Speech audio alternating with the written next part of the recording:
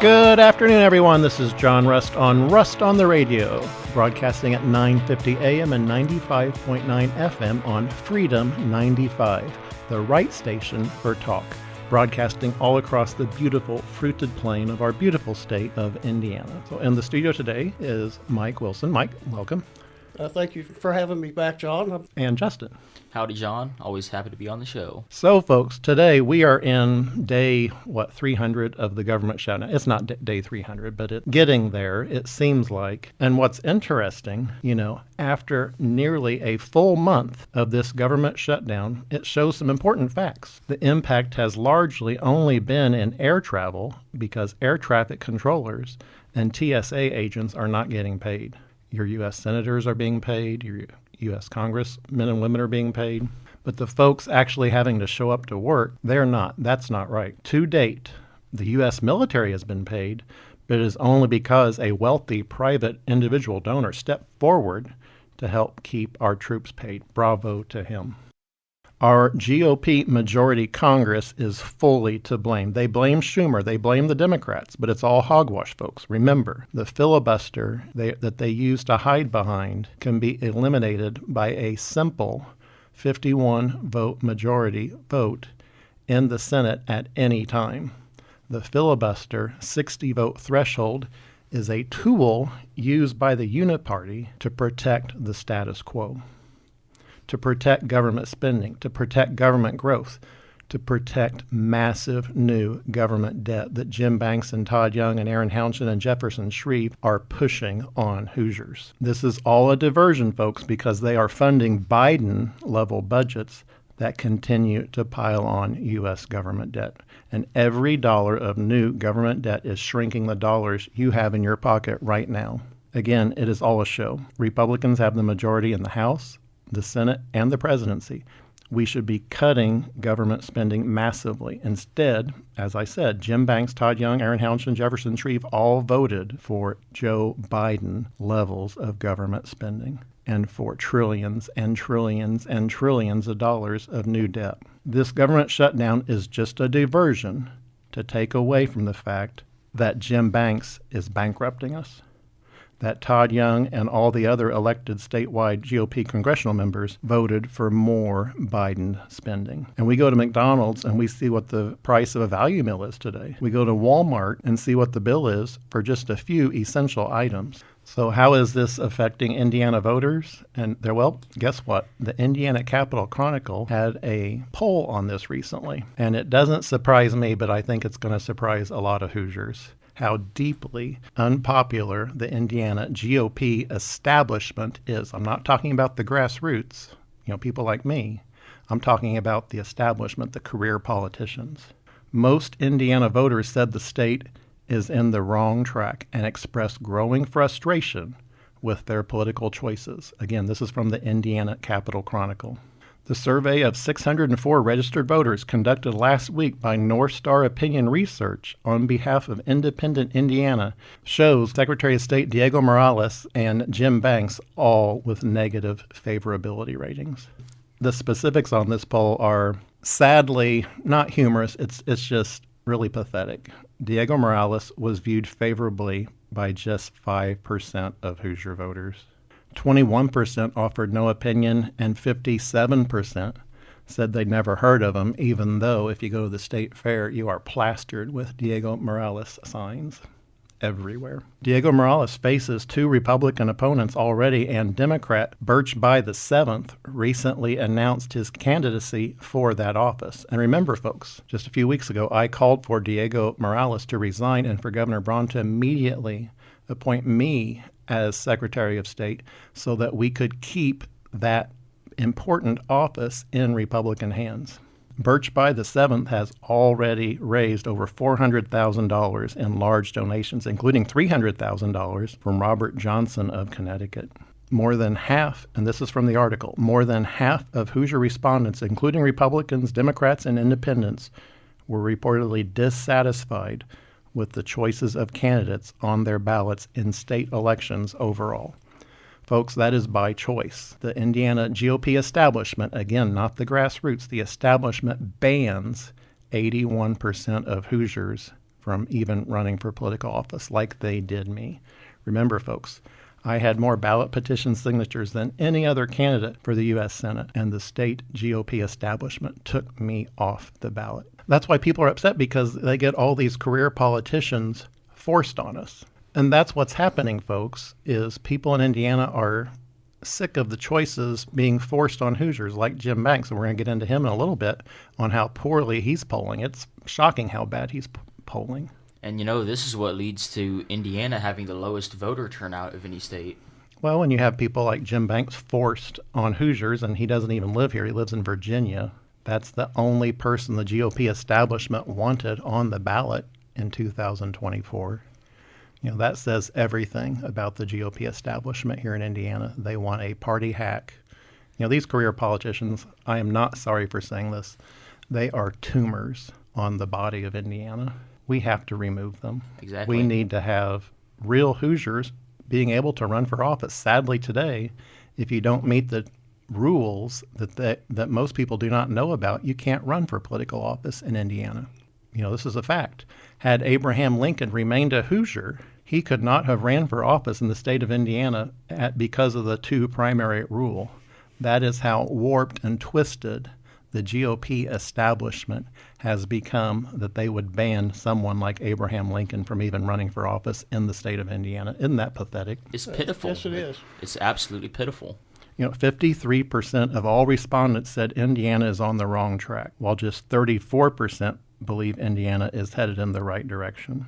Well, folks, guess what? The Indiana GOP establishment just forced through a major bill called SB 1, which gave the illusion of reducing your property taxes, but in reality, it was only a slight decrease in the rate of increase. And because of how tax assessments are actually applied, your property taxes are going through the roof. You know that. You see your property taxes, what they're doing.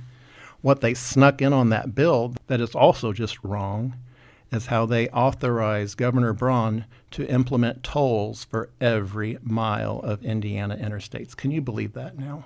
I mean, they take enough of our money. They don't need any more. Well, they're making Indiana a very expensive state. Did you know that Indiana electric rates went up 9% last year and 17% this year? I mean, yeah, it sounds about right. I mean, my bill has been shooting up the past few years. Well, it's because the GOP establishment is in on the Green New Deal grift, as I call it, or greenwash. These very expensive solar farms, these very expensive wind farms, they may be, quote unquote, great and environmentally friendly or whatever, but tell that to the birds that might hit them. Exactly. And the solar panels may work when it's a nice sunny day. But guess what, folks? Our electric rates are going through the roof. Did you know, Mike, that Kentucky has a 30% lower cost of electricity than what the state of Indiana has? No kidding. 30% No kidding. less. And you know why? Kentucky still proudly burns coal to produce electricity. Over 69% of electricity produced in the state of Kentucky is from coal. Indiana, on the other hand, is pushing these ultra expensive wind farms and solar farms all across our state, taking away beautiful farmland and making it nothing but these solar panel wastelands. All right, so if Kentucky is that much cheaper, could I just run an extension cord across the river? And I know it's not feasible, but it's crazy. Well, that there's that much of a difference. The Indiana GOP establishment has found a way to toll you if you try to do that. If you cross the bridge going down to Louisville to try to bring an extension cord across the Ohio River, you're going to have to pay a toll. True. And the funny thing about this is that you would think, by hearing this, that Mike Braun, the Indiana governor, would be the liberal Democrat, and Andy Beshear, the Republican, or you would think Andy Beshear, the Kentucky governor, would be the conservative Republican. But no, it's opposite. It's like, why do we have a conservative Republican in Indiana doing this, and then there's a Democrat in Kentucky almost doing it better? It's like, what are we doing here? Well, the show last week we talked about the myth of global warming. Unfortunately, the Indiana GOP establishment still has bought into hook, line, and sinker all this greenwash baloney. I would use a more harsher term, folks, but this is a family program. But it's greenwash. It's hogwash. Carbon is not a bad thing. You and I are made of carbon. You and I breathe out 2 pounds of carbon dioxide every day. Coal is a harmless, wonderful product responsible for the industrialization of the world. Were it not for coal, we would still be way back in terms of where we need to be. But it's also relatively clean now, isn't it, John? Oh, coal is extremely clean now. If you go and look at a coal-powered plant, all you see is steam being released into the air. There is no smoke being released whatsoever. So all these green groups use all these fake images showing coal plants where they aren't cleaning the stacks, or using photographs from back, 100 years ago showing how bad coal was. But today, clean coal is a marvelous and very, very clean source of electricity. So folks, listen to this. In Kentucky, your rate per kilowatt is 12 cents. In Indiana, it's 17 cents. Kentuckians only have to pay 70% the cost of electricity what Hoosiers do. In other words, they pay 30% less. That's what the Indiana GOP establishment is exactly responsible for, folks, and that's why I'm fighting. That's why I'm fighting for you, because we have to bring common sense back to energy production in Indiana. We need to be building new coal-powered electricity plants in the state today. So, folks, I alluded to this earlier. Jim Banks was at the bottom of the bucket on this poll. When we come back, hear how low Jim Banks rates amongst Hoosier voters. It shouldn't come as a surprise, as he is, after all, a resident of Virginia. This is John Rust on the Radio on Freedom 95.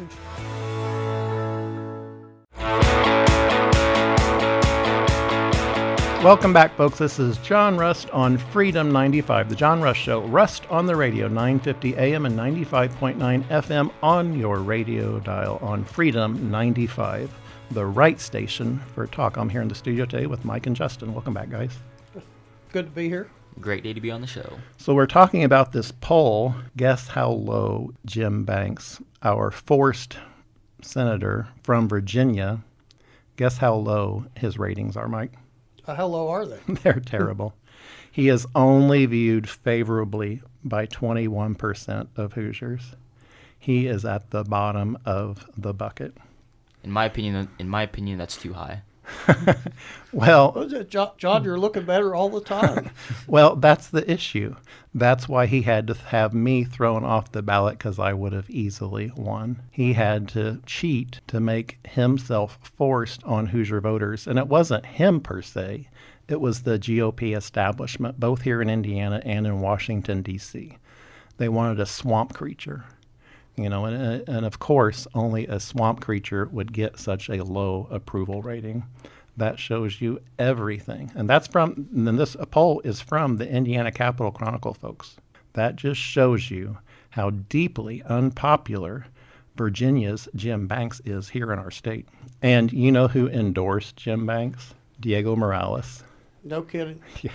Yeah, they were actually Diego endorsed Jim Banks in his Secretary of State's office in Indiana. There was some question whether that was even legal or not, but he did. And of course, Diego worked tooth and nail fighting me in court to make sure I was removed from the ballot here in Indiana. So guess what? This is from Fox 59 on Diego. This is from an article by Matt Christie. Dateline Indianapolis. Indiana Secretary of State Diego Morales tops all statewide officials in travel expenses, according to the latest fiscal reports. That shouldn't come as a surprise, folks. Remember, his office purchased a new luxury SUV for his travel. Guess how much that SUV cost? I remember it was it well into the 80s? I'm trying to remember, 90? It was $90,000. My F-150, I think I paid $52,000 for it. So, I mean, it's these people, folks, it's rules for thee and not for me. They love spending your money on, this luxury travel. So according to this, a new state law which mandates yearly expense reports on all trips taken by state officials when on official capacity. The officials are required to disclose whether state funding was used to cover the cost of the trip. In total, listen to this, folks. Governor Braun's expenses didn't even top $8,000, but Diego Morales's were almost $33,000. That's very substantial. I mean, it's ridiculous. I mean, this guy is supposed to be working for us, but instead he's spending all of our money. Well, we're going to get into the IEDC later and how many millions of dollars they spent for state officials for traveling. Folks, we have a GOP establishment that likes to travel on your dime very lavishly, on these luxury SUVs, on these luxury airplanes, staying in luxury hotels. Wait till you see some of the cost on some of that stuff. Do we pay the tolls also? And you have to pay, and we have to pay tolls. Okay. I really doubt Diego will have to pay a toll on his SUV as he's being whisked around the state. I don't know about anybody else, but I think government officials should have to have the most bare bones stock vehicle there is. I don't think they should get these big luxury. And that's the way it used to be. I remember this when I was a kid. Exactly. State officials went around in bare bones models. You get an AM radio and a heater. And today they have to have, the air conditioned seats and the luxury leather. As a and the sunroof, massage seats and the sunroofs, I guess. Yeah, the sunroof, is that really required? And so what's he, so what does Diego do at this time? He actually had a press conference on this. They had a quote unquote major investigation into voter fraud in Indiana. Guess what? They only found one instance of non-citizen voting in 2024 out of 3 million ballots. But back on when Diego endorsed Jim Banks, this is from Adam Wren. He posted this on his Twitter, and it talks about Senator Jim Banks, the Indiana Republican whose family hails from Breathitt County, Kentucky. Well, he's not an Indiana senator. He may be elected from the state of Indiana, but remember, folks, he lives in Virginia. And they wonder why his opinion numbers are so low. I mean, I don't think we can blame Hoosiers for wanting a Hoosier to actually be representing them in the United States Senate. To me, that's a pretty simple ask. We only have one, Todd Young. So Virginia has 3 U.S. senators. Indiana has 1. And so Jim Banks had the audacity to tweet about Birch by the 7th. And this is from Jim Banks' tweet. Indy Star Democrat mouthpiece Jim Briggs is so giddy about Bo-By running, but does him no favors with this quote. Gosh, he tells me, I spent tons of money on furniture, which sucks, but it's coming in pieces. So hopefully by mid-October, I'll be fully moved in. Jim Banks tweeted that even though he doesn't live in Indiana. I mean, that's just rich coming from him, isn't it? Yeah. Folks, it's rules for thee, but not for me when you are a career politician in the Indiana GOP establishment. That's just a complete and utter fraud, Jim Banks is. Why he's unpopular? Because he has all these votes in D.C. that completely oppose what he says when he visits the state of Indiana. Remember, folks, both Jim Banks and Todd Young voted to stop the Attorney General from making publicly available documents related to Jeffrey Epstein. I always say, speak the truth, shame the devil. Whatever is in those Epstein documents should be released. Oh, absolutely. What is Jim Banks trying to hide on there? This is from Charlie Kirk. The Department of Justice should immediately move to unseal all the Epstein. Every file should be released to the public. But I think we should honor him by at least honoring his wishes and getting the Epstein files released. Instead, Jim Banks is working to stop them from being released. He's voting to stop them. He voted to stop them from being released. I mean, what possible reason could you have for wanting those files not to be released? To me, any God-fearing person would absolutely want those files to be released to the public. I don't see why anyone with good intentions would not want them to be released. Well, because he's a career politician. These career politicians, they all have something to hide. And so they all wash each other's back and hide all the dirty laundry on each other. That's just how it is in the reality, folks. And that's why they are scared to death of people like me, John Russ, the chicken farmer, running for the U.S. Senate or any office in the state of Indiana, or any Hoosier wanting to run for office in Indiana, because they all have so much dirt on them. They are all, trying to hide what's going on the Epstein files. They come here, pound their chest, and say how fiscally conservative they are. and they go to D.C. and vote exactly the opposite. Jim Banks and Todd Young and Aaron Houchin and Jefferson and Shreve voted for trillions and trillions and trillions and trillions of dollars of new debt. That's why the price of everything is going through the roof, because our Congress keeps printing more and more money. That means every dollar in your pocket, folks, is shrinking, unfortunately, very rapidly. Just out of curiosity, has anybody looked at the price of gold lately compared to the dollar? It's going through the roof. And so is silver. Any quote-unquote hard currency that the government can't, just print more of course, is going to hold its value or, of course, go up in value. Unfortunately, the American dollar, Mike and Justin, what I can't stand is there are so many people in the state of Indiana who have worked their entire lives, saving every dollar they could their entire lives, to spend on a cruise when they retire, to go on a dream vacation, to put a grandchild through college. Instead, people like Jim Banks and Todd Young and all the other GOP establishment people that voted for all this debt are just ruining the value of those dollars you all work so hard to put in the bank. And now they want to toll all the roads to take even more of it. They devalue it, and then they still want to take what we have that isn't worth hardly anything. Because we were talking about fearing God. The only thing they fear is not being reelected. Exactly. Career politicians only care about themselves. I'm sorry to say this, folks, but I'm not sorry to say this. A career politician would sell his mother or his wife for whatever it took if it helped them get reelected. Absolutely. That is just the unfortunate truth, and we all know it's true. 100%. Because all they care about is their career. They don't even care about ideals. When I was growing up, Margaret Thatcher was Prime Minister of Britain. And I was young at the time, but I greatly admired how she always not just voted, but acted as a conviction conservative. She was actually a conservative. She would never vote for increases in British debt. She never, ever did.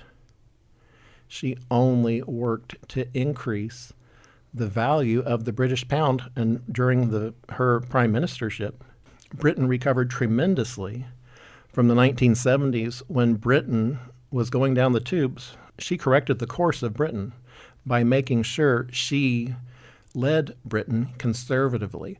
That's what has to happen in the United States. That's why I support Ron DeSantis. He is an actual true conservative. We have to elect true conservatives, not career politicians, but true conservatives who only vote conservatively. It's one thing to come to a Lincoln Day dinner and speak about how conservative you are, but that means absolutely nothing, and I'll say the word baloney, and I'd like to use a harsher term, but it's baloney. They go to Washington, and people like Jim Banks and Todd Young, they vote for trillions and trillions and trillions of dollars in new debt. And, just recently, they voted to fund the government at Joe Biden levels for every government department. Speaking on pretty much the hypocrisy of career politicians, and they'll say anything to get elected. And it reminds you of Jefferson Shreve. You've been talking about him a few times today. When he ran for mayor of Indianapolis, he was always harping on guns. He was almost like a big anti-gun guy. He got like an F rating from the NRA or something like that. And then he loses that race. The next thing you know, he's running for Congress. And he's a pretend conservative voting for trillions and trillions and trillions of dollars. Exactly. But once he started running for the 6th district, he all of a sudden became he's this big Second Amendment guy, and it's like, come on, man, we ain't this dumb. I mean, just 6 months ago, he was talking about, we need to ban this, we need to ban that, and now he's all Second Amendment. It's like, come on. It reminds me just of the old George W. Bush commercial against John Kerry, where it was pretty much saying he'd vote whichever way the wind blows.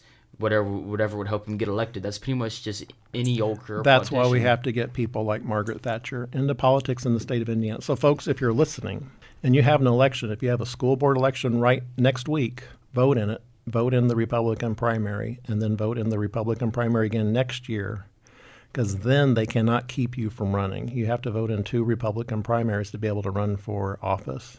A lot of people do not vote in the primaries because they, like me, just assumed the Republican Party was putting forth conservative candidates. But my eyes were opened.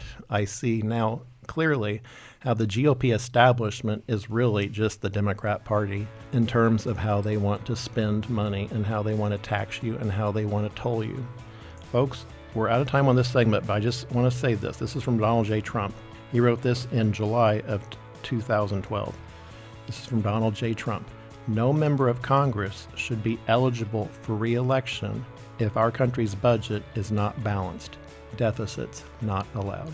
Folks, this is John Rust on Rust on the Radio. We will be right back.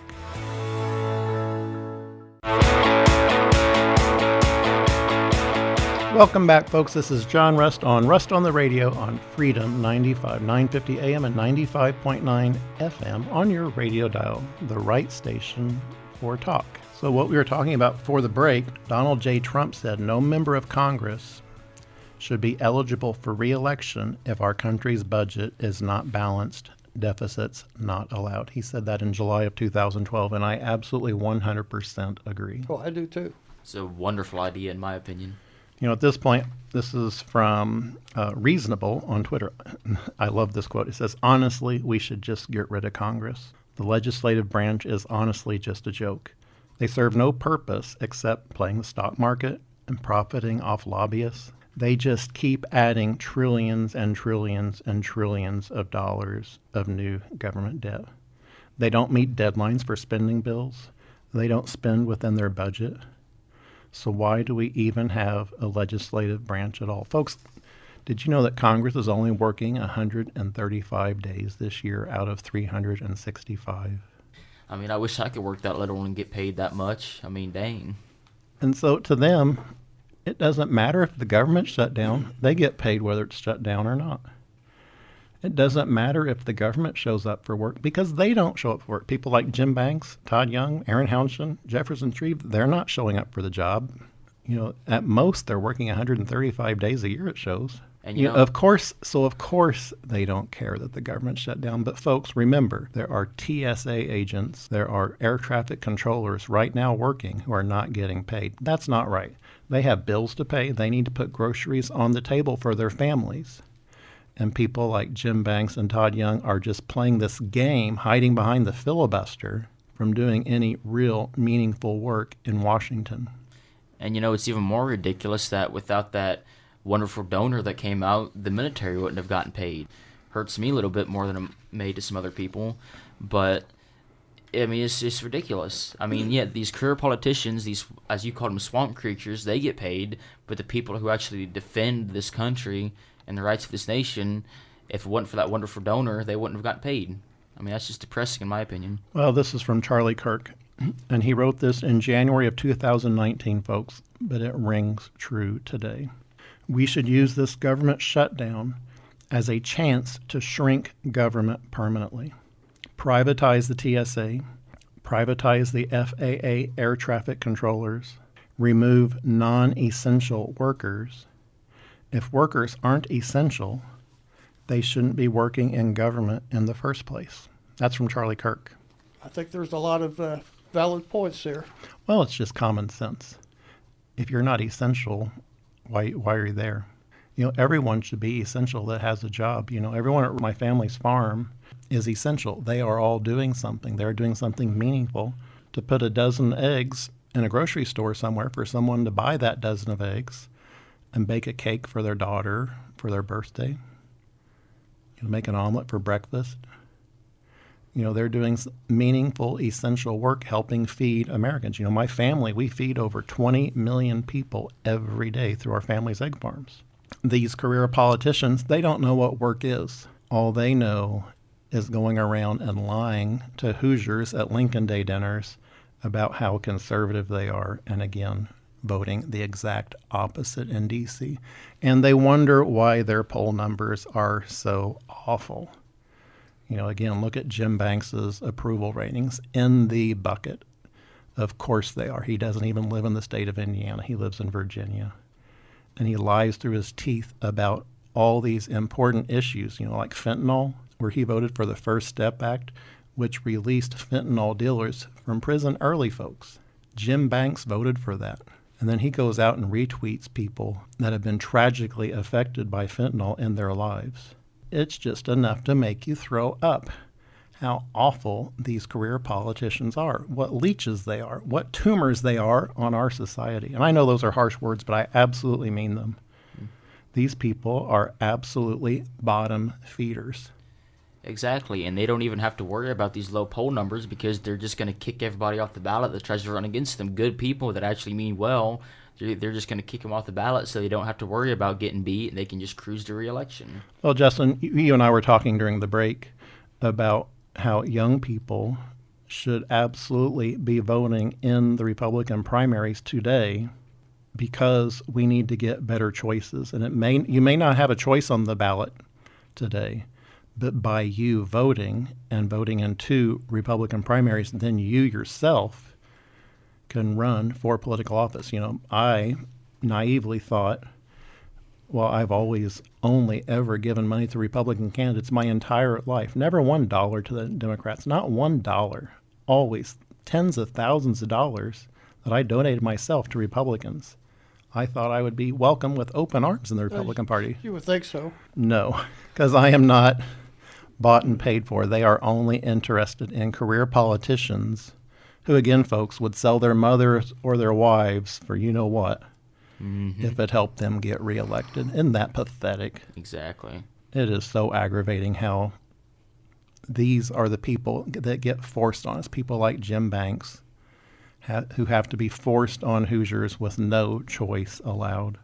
Exactly, and I want to repeat again what John said, especially for young people like me, vote in your primaries so that way if it gets to the point where no one good is running, just run yourself. I mean, will you win? I mean, heck, who knows? But you won't know unless you try.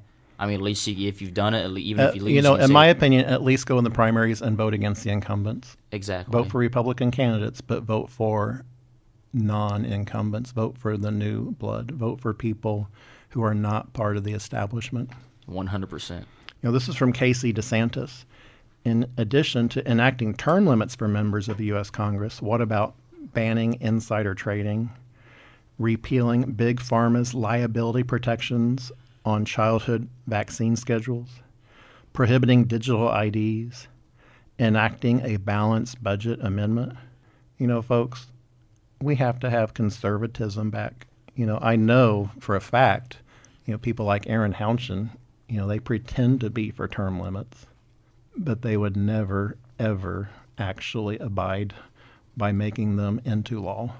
Exactly. I guarantee you they have nightmares about them possibly losing re-election or them not being in D.C. I guarantee you they have night terrors just imagining that. Well, they're bought and paid for. I don't think they have a choice. I think a lot of these career politicians, if you look at them, folks, these people are deeply unhappy. And it's sad. I think a lot of them are so put upon by their owners in D.C. I think a lot of people start out with good intentions, when they became politicians initially. But over time, and that's why you have to have term limits, you become so indebted to the people that have helped fund you over time, you lose your independence and you lose your objectivity. Well, what brought you into being a public servant in the first place. That's why, if I'm ever elected to anything, I would only serve 2 terms. It's human nature. After you've been in office for too long, you lose sight of what got you in there in the first place. And that's the genius of term limits. Because I think people like me in there fresh to do all the good they can do and then get out. I don't want to spend my life in Washington, D.C. I don't want to become a swamp rat. If you ever saw me buying a house in Virginia, look out. That's awful. You should always live in the state you represent, in my opinion. But he lives in $1 million home in Virginia. For $1 million, you can get a really nice home in Indiana. True. But when you're living in $1 million home in Virginia, your perspective changes. Mike, listen to this.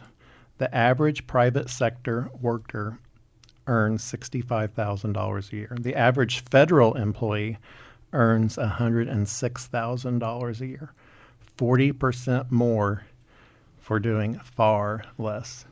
Well, like I said, I remember when government service was something you did for a lot less money than what the private sector paid, because you were doing it as a public servant and you were doing it, out of commitment to do what was right. Now It is far more lucrative to be a federal or state employee than to be a private sector employee. But John, correct me if I'm wrong, but that also includes non-essential workers I think for that average, wasn't it? Yes, and that's most of them, unfortunately. We could take an axe to government spending. Elon Musk tried through Doge. You don't hear much about that anymore. Remember, folks, he was on track to save $2 trillion, with a T, trillion dollars in government spending before the establishment GOP in Washington, the Uniparty, kicked him aside and said, no, we are part of the gravy train. You are upsetting the gravy train. We don't want you here. So they kicked Elon Musk out of D.C. They worked behind the scenes to churn Elon Musk out. That was wrong, because his heart was absolutely in the right place in cutting government waste and abuse. He had already cut $500 billion of spending just in 2 months before he got kicked out. This is from Rand Paul. Doge made real cuts: foreign aid, rescission packages, a leaner federal workforce. The current continuing resolution that Jim Banks and Todd Young and Jefferson Shreve and Aaron Hounchin voted for wipes them all out. Instead of shrinking government, Washington is taking a step backward. Folks, I want to repeat that. This is from Rand Paul. Doge made real cuts: foreign aid, rescission packages, a leaner federal workforce. The current continuing resolution, again, that Jim Banks, Todd Young, Aaron Hounchin, and Jefferson Shreve voted for, wipes all those cuts out. No kidding. I didn't know that. Right. This is from Thomas Massey. Both parties are ridiculous. Republicans passed a line-by-line continuation of Biden's last budget, including all that Doge-identified waste. Folks, when we come back, we're going to get right back into this, because this is why we are doing this show, to raise the curtain and shine a flashlight. Folks, this is John Rust on the Radio. We'll be right back.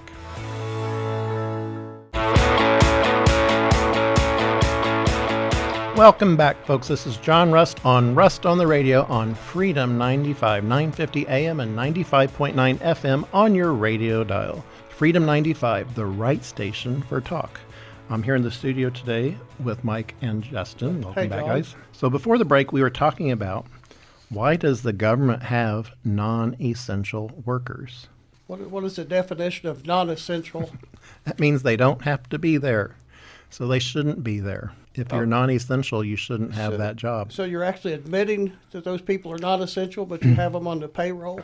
Well, that's the reason a government shutdown never lasts terribly long, is because the longer it goes on, the more people realize most of the government is non-essential. Folks, this is from Daniel Horowitz. 1.6 trillion with a T dollars in debt has been added since the debt limit was raised 3 months ago.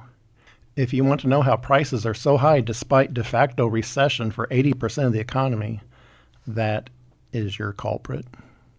There's just no way around that. You cannot have these massive government debts continuing to increase and it not shrink the dollars in your pocket today. Again, members of Congress made $174,000 last year. Mike Johnson, as Speaker of the House, made $223,000 a year. You know how many days, Mike, the House of Representatives has worked since July 25th of this year? Not since July, no. I have no idea. 14 days. No.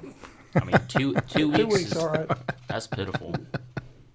I don't even like laughing about that. It is so sad.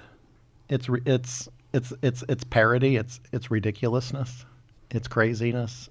How little our government is doing for us today. We have these career politician parrots, that go to Washington and act like they're doing something, and they do zilch. Zero. Nada. All they do is throw bills in the hopper that will never get passed. Jim Banks is a champion of that. But it is ridiculous how little work they actually do. So, of course, you'd want $1 million home in Virginia because you're not working in D.C. Yeah, he sits around D.C. and does nothing, but then comes back to Indiana and goes to Lincoln Day dinners and says, I'm this conservative fighter, but yet you haven't done nothing. Well, this is from Thomas Massey. The government is shut down, but the House refuses to go back into session. Why are we in recess? This is from Thomas Massey. He is an elected congressman, folks, from Kentucky.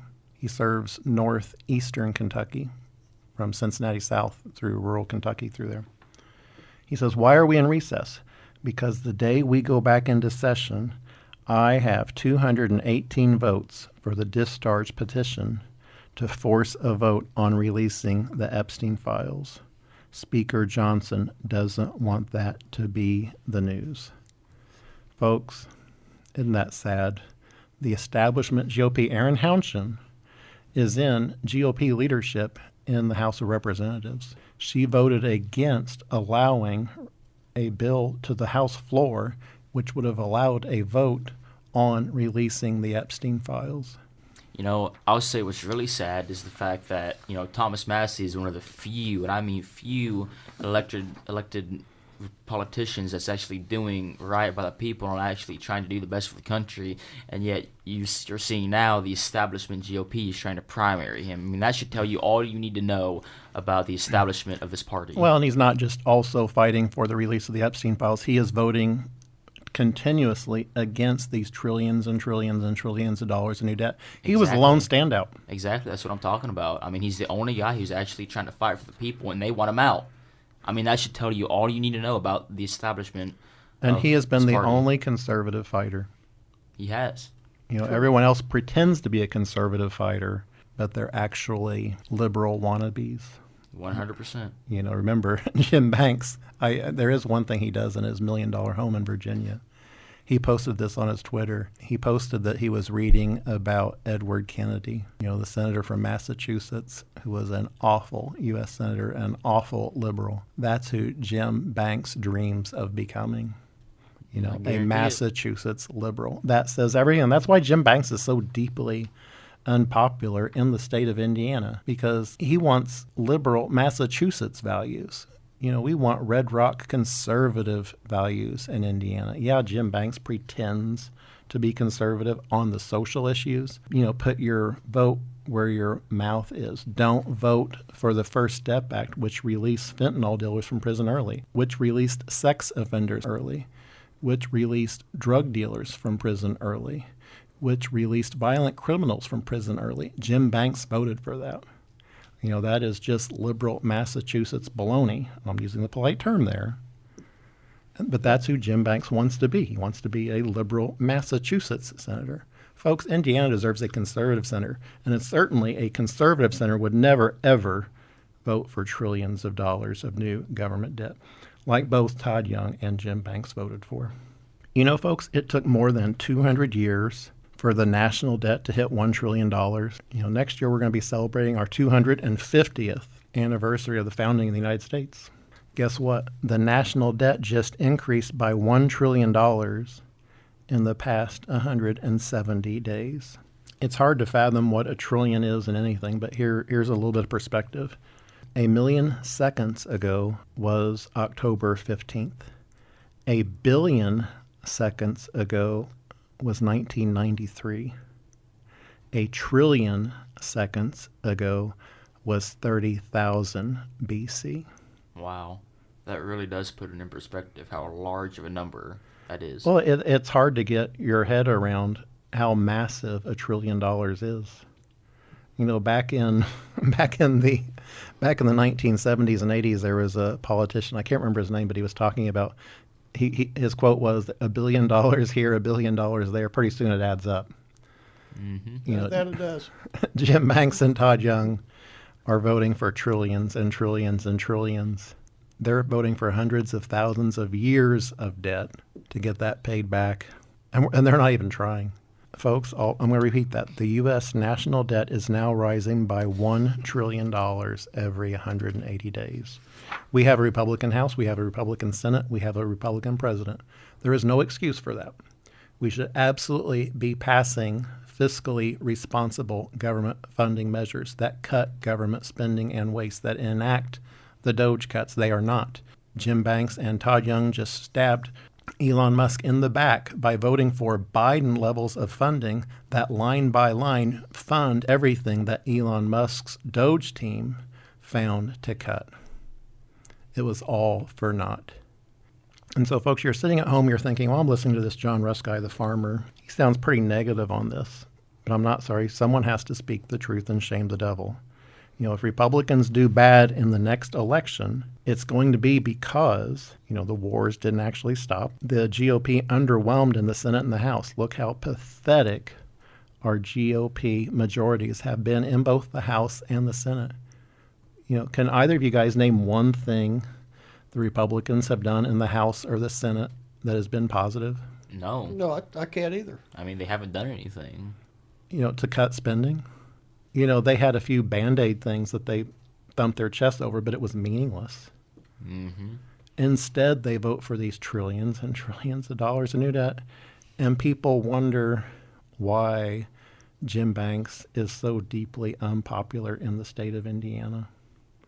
You know, folks, we got to elect conservatives again. So again, I beg you, please vote in your Republican primaries. Please vote against incumbents. Only vote for bedrock conservatives. Only vote for people that have experienced real life and haven't spent their lives being career politicians. And I know I'm going to piss off a few good career politicians because there are a few out there.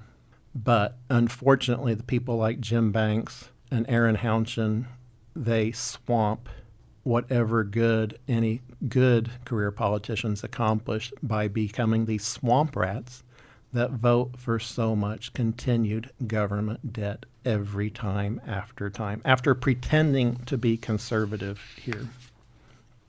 We're out of time for the show, but I want to close with two things. I'm looking at a photograph. It's a Federal Bank of Zimbabwe note. Guess what the value on that note is? It's printed on here. $100 trillion. In Africa, in Zimbabwe, they have a bill that is actually printed $100 trillion. You know, the solution to poverty is money. That's what Congress is doing. Jim Banks and Todd Young and Aaron Hounchin and Jefferson Shreve are printing these reserve bank of whatever third world country you want to name. They're making the United States that by voting for these trillions of dollars of new debt. Again, this country in Africa has a 100 trillion with a T dollar bill note. You know, I don't know if that buys a Coke. Probably not much. Probably just a Coca-Cola. Folks, that's what these career politicians are doing to us. But I'm going to close on a bright note. My father's favorite Bible verse, Psalm 118, verse 24. This is the day the Lord has made. Let us rejoice and be glad in it. Folks, I'll see you all again next week on the radio. This is John Rust on Freedom 95.